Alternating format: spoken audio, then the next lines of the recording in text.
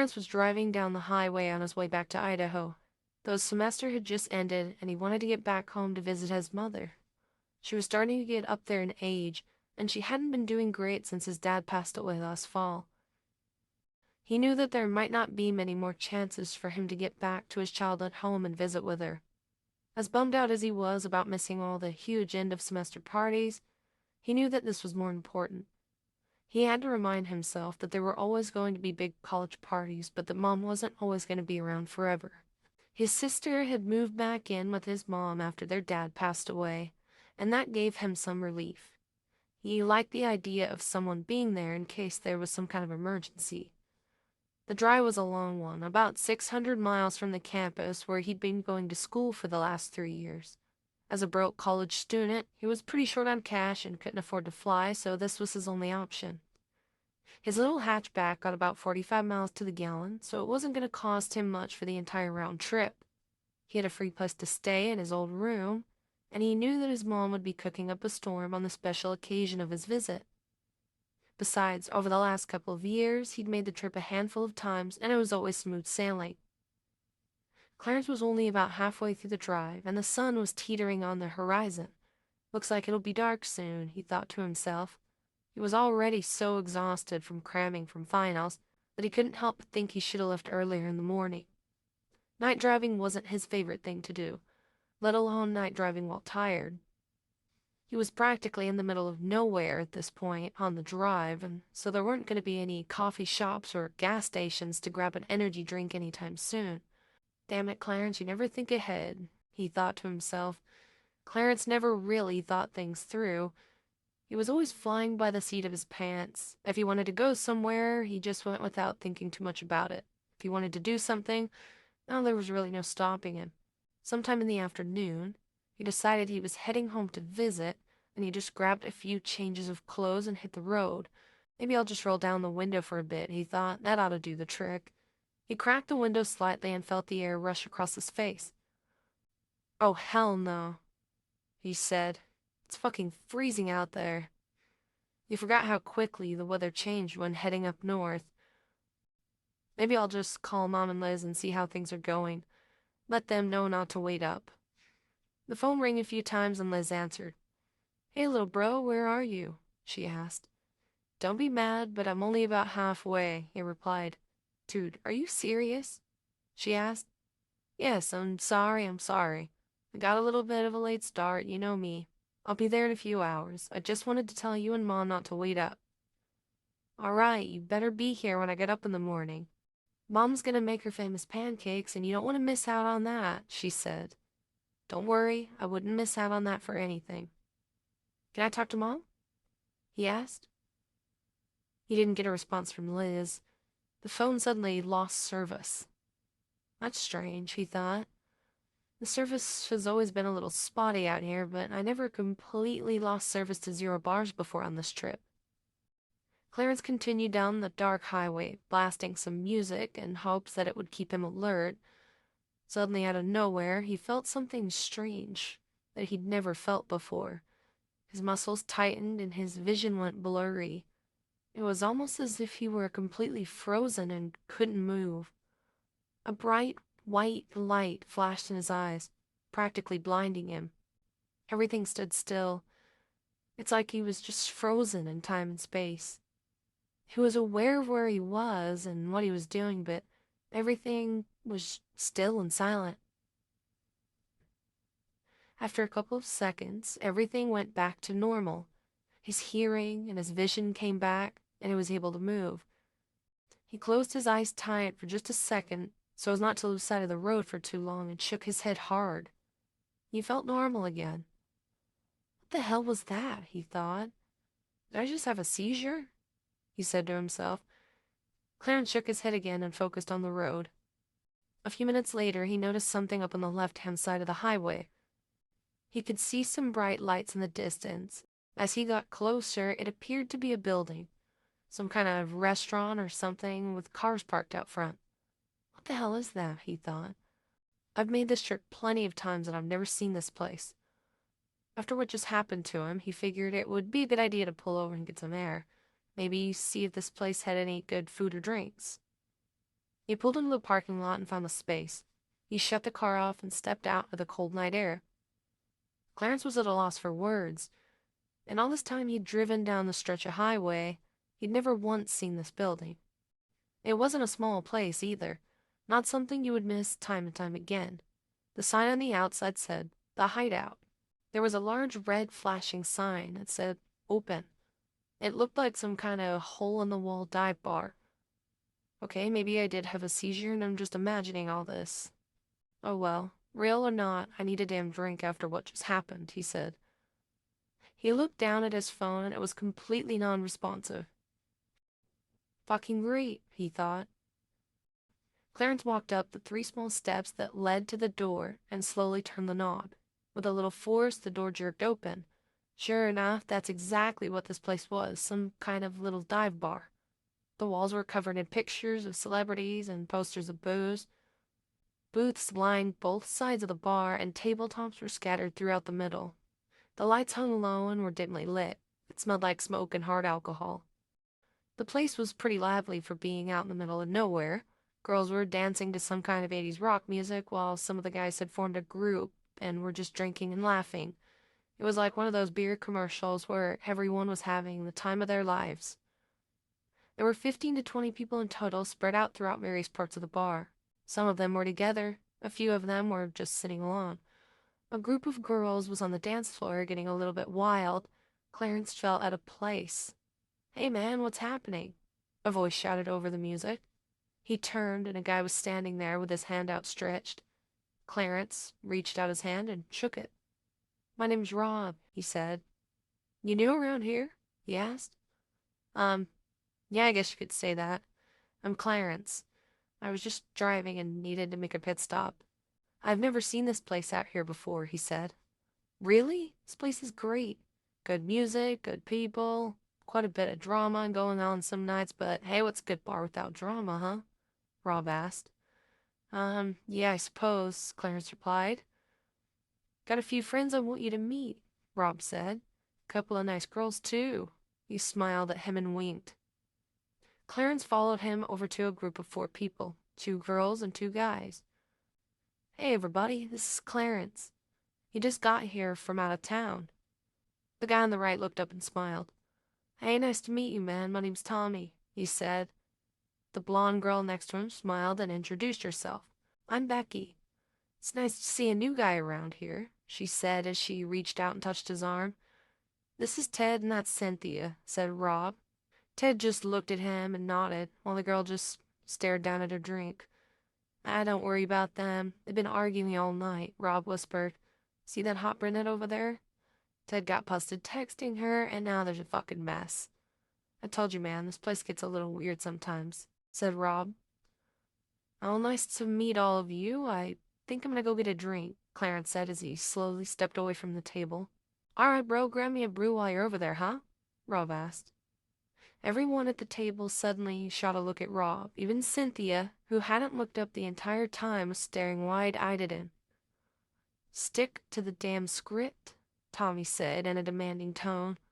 Rob's face went pale and he looked down at his empty beer bottle. "I'm sorry, the script?" Clarence asked. Tommy looked up at him and just smiled without so much as another word. Yeah, I'm gonna go get that drink now," Clarence said. "This is getting weirder by the minute," he thought. He made his way to the bar and noticed a couple of good-looking girls staring at him and smiling. One girl whispered in the other girl's ear, and they started laughing. She shot him a wink as she took a sip of her beer. "Damn, maybe I'm not missing out on the college parties after all," he thought. He walked up to the bar and saw a woman behind the counter. She looked pretty young. He figured she was in her mid-20s or so. Quite the looker, too. Long brown hair with a slender build. Her name tag read Lauren. "Well, howdy, stranger, what can I get ya?" she asked loudly over the music. How about just a water for now, please?" he replied. "Sure thing," she said. She poured him a glass and slid it over to his side of the bar. "Can I ask how long this place has been here? I mean, I've come this way a lot, and I've never seen this bar here before," he asked. "Oh, we've been here for years now. Maybe you just never paid close enough attention. It's not the most eye-catching place in the world," she replied. Clarence shook his head and looked down at his water. You know what? I'll have that beer now, he shouted over the music. He figured one beer couldn't hurt. Plus, he was pretty shaken up from what happened in the car. He thought it might help with his nerves a little. Not to mention the strange bar that he knew had never been here on his previous trips.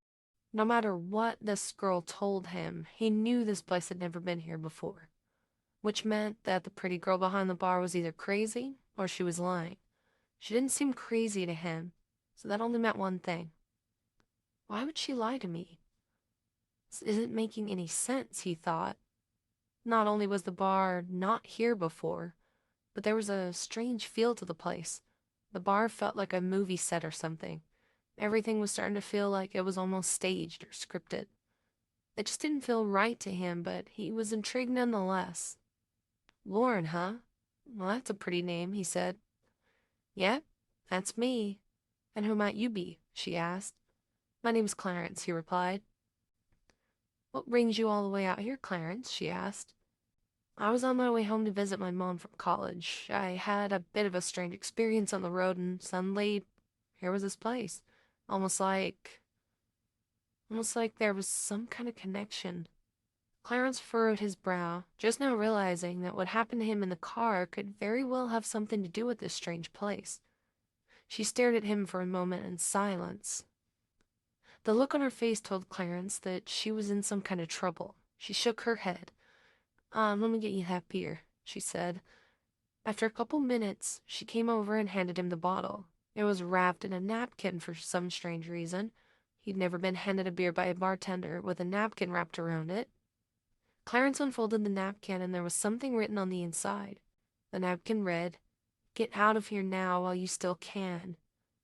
He shot her a confused look. She turned away and went back to mixing the other drinks as if nothing had happened. Wait, what are you talking about? He asked. She looked at him and spoke in a soft, quiet tone. Please, just go. You seem like a nice guy. He could be listening. Who's listening? What the hell is going on? The bartender turned her back and walked to the other side of the bar. Okay, this is getting too strange for my blood, he said. I'm getting the hell out of here. As Clarence walked away from the bar, he noticed a man in a black suit and hat came storming out of the back room. The man grabbed the bartender by her arm and whispered something in her ear. She looked down at the floor, like a sad dog would do after you yell at them for chewing up your favorite shoe. They both proceeded to the back. He jerked her arm the entire way. Just like that, they were gone. Clarence couldn't help but feel like it was his fault, that whatever trouble she was in had to do with him. He couldn't just leave. It didn't feel right to just walk out. At the very least, he wanted some kind of explanation as to what was going on. He turned around and saw that every single person in the bar was just going about their business, like they hadn't even noticed the woman just get dragged into the back of the bar by force. Fucking cowards, he said under his breath as he walked around the bar and toward the back. Clarence slowly and quietly made his way through the small corridor. He kept walking and came to a set of white double doors. He could faintly hear a man talking, but couldn't quite make out the words. Clarence grabbed the door handle and shoved the doors open. There they were, standing in an empty office. They both looked up at him. Clarence, the man exclaimed. Come sit and have a drink. He looked at Lauren, and she had a pale look on her face. She looked like she was in some sort of trance. Are you okay? He asked. Did he hurt you? Well, howdy, stranger. What can I get you? She asked. The man in the black hat looked at her and rolled his eyes. Lauren, dear, why don't you go back out to the bar and take a seat in one of the booths, huh? The man asked. Yes, sir, she said in a monotone voice with almost no emotion. Here, take this with you.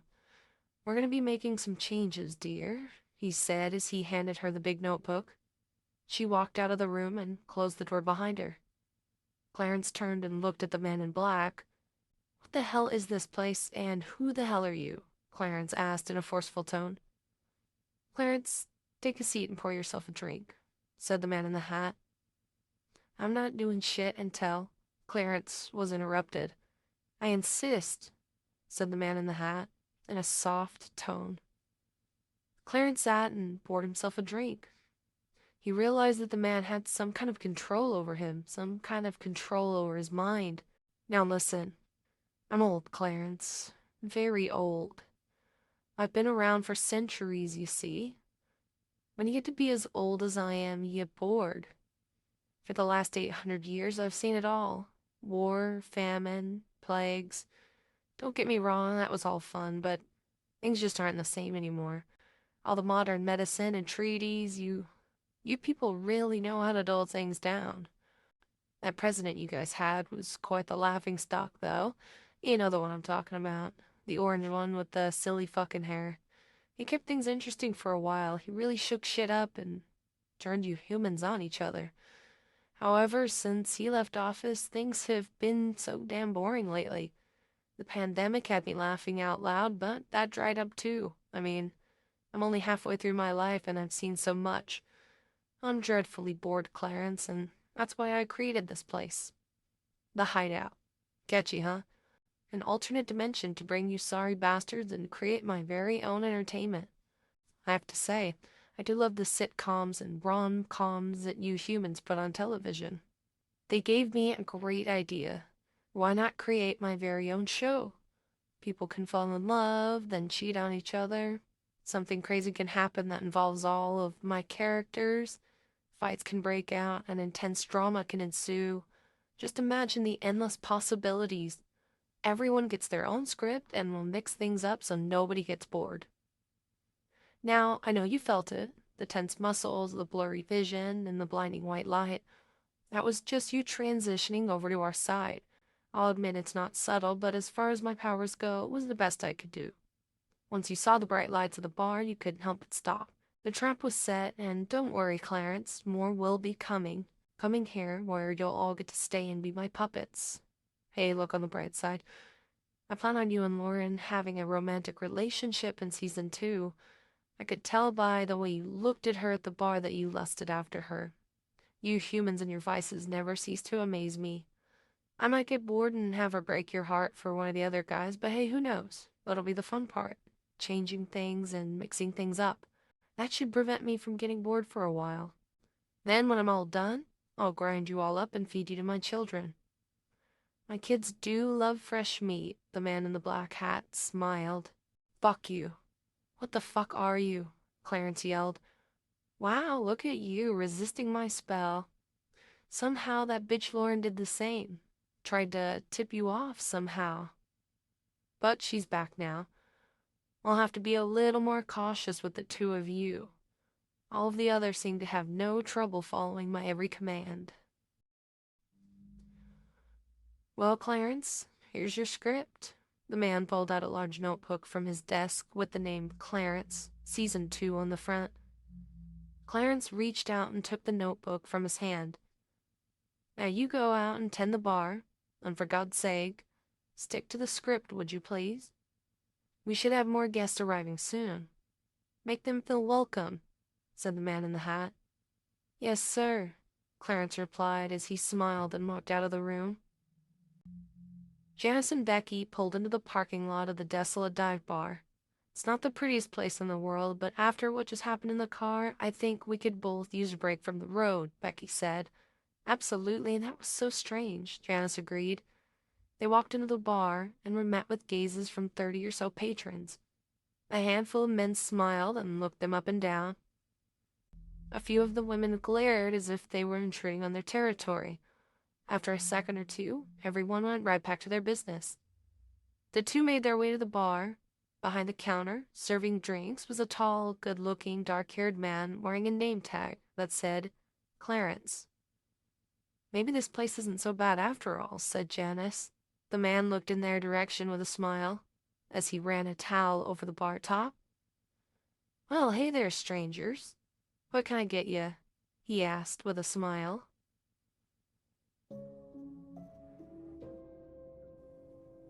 Thank you for listening to this week's episode, The Dive, written and produced by William Bowser.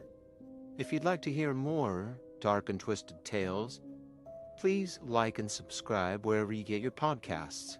Thank you, and good night.